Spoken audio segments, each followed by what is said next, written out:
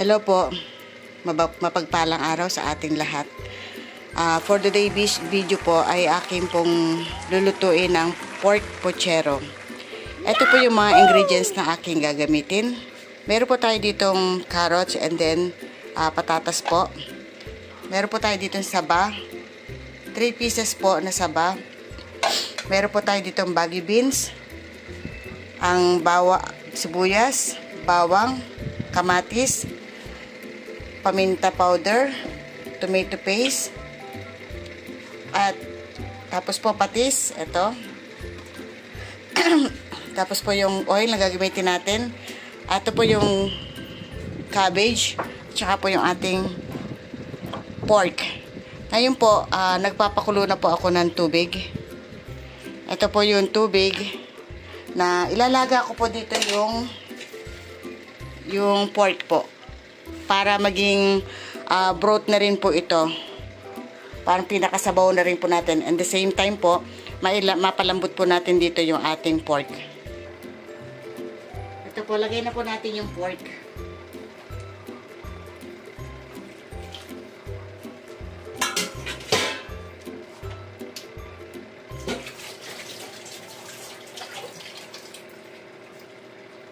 Hintayin po natin ito kumulo. Para lumambot na po. Mag-iba po kulay niyan. Takpan lamang po natin.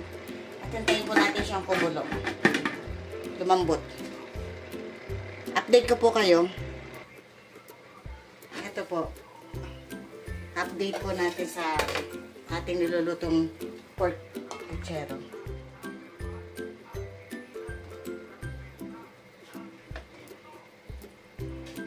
Medyo malambot na po siya.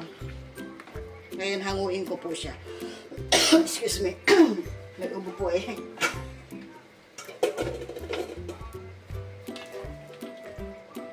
Hanguin lamang po para po tayo ay makapag-proceed na sa kabila sa gagawin natin.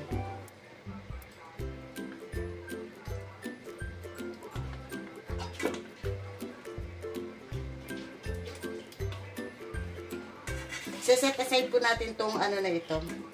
Itong sabaw na ito. Yung pork broth po. Gagamitin din po natin to.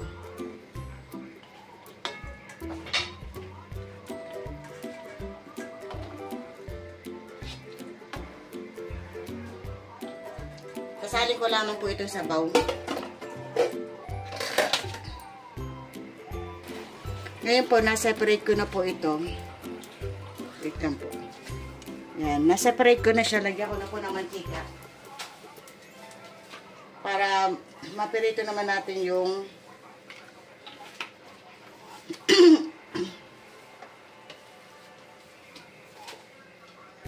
pirituhin po natin itong carrots at saka patatas.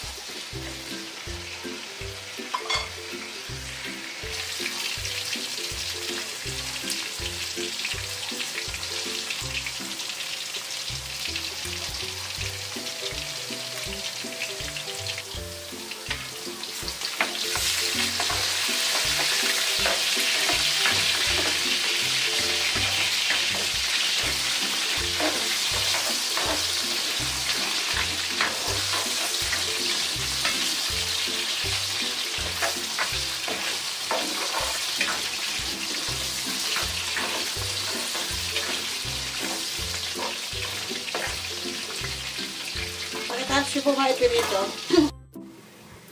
Ayan po. Naglulo ko yung aking cellphone.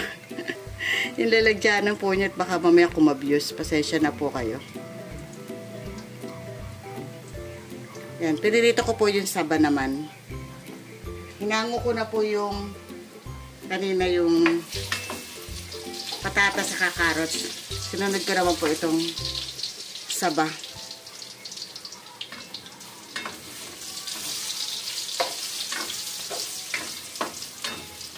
Wala po kasi akong taga-hawak eh. Baka kumabuse yung cellphone ko. Lumundag.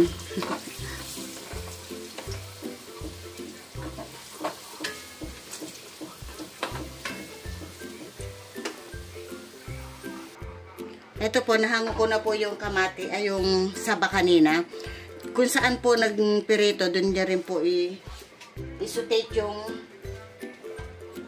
bawang. Ayan. Dito na rin po kayo mag-isa.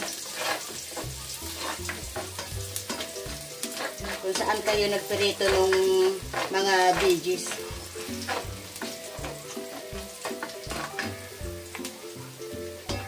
Sunod ko natin ng sibuyas.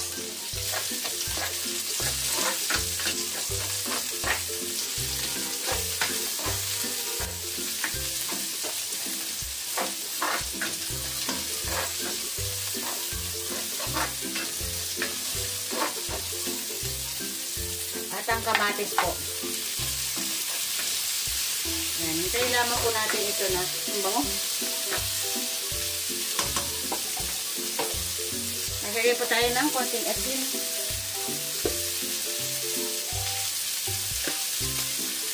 Saka ng paminta powder. Habang tayo nagsusutate po, lagyan na po natin yan ng pampalasa.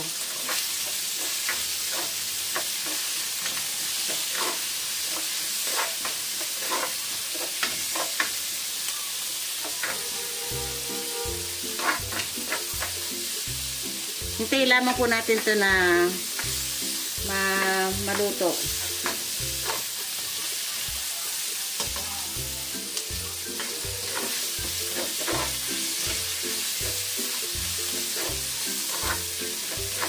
Ngayon po, add na po natin itong ating nilagang pork belly.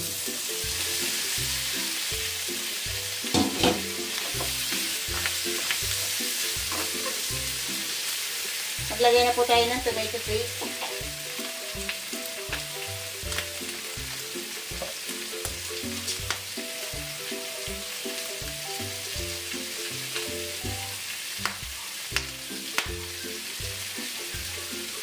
Paminta powder po.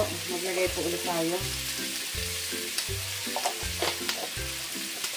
At ng piece of patis po. Ay.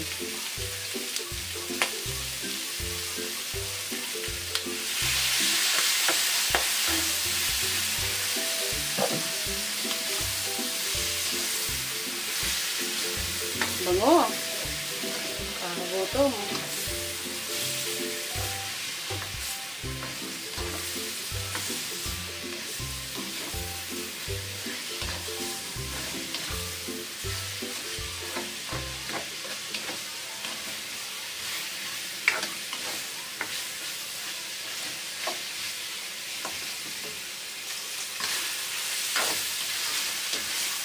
Next po, add na po natin itong pinulito natin.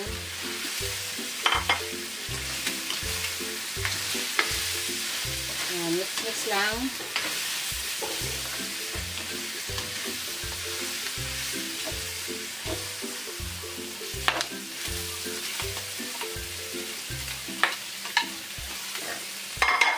Tsaka po itong baggy beans.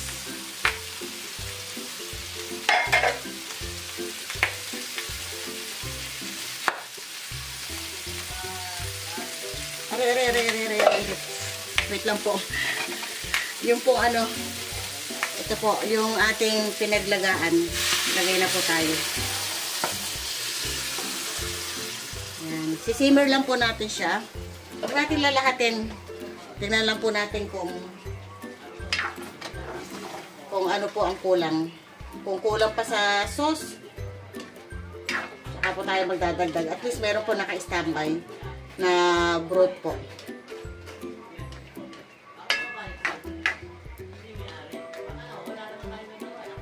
Maglalagay po ako dito ng pork cubes para mas malasa. Pork cubes po. Yan.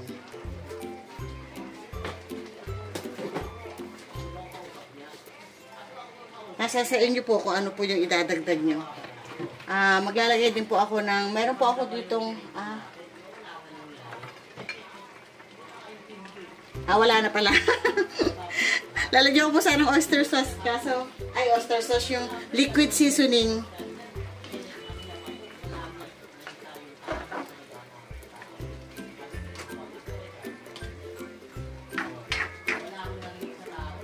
Simmer po natin siya. Takpan po natin. Update ko po kayo. Ito po, ano na po natin.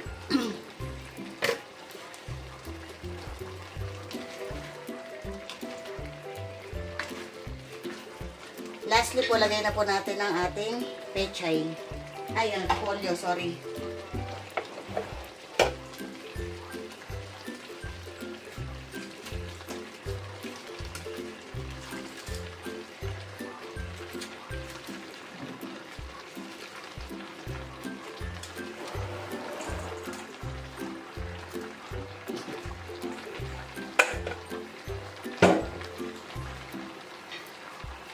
Takpan po natin para maluto yung pechay po.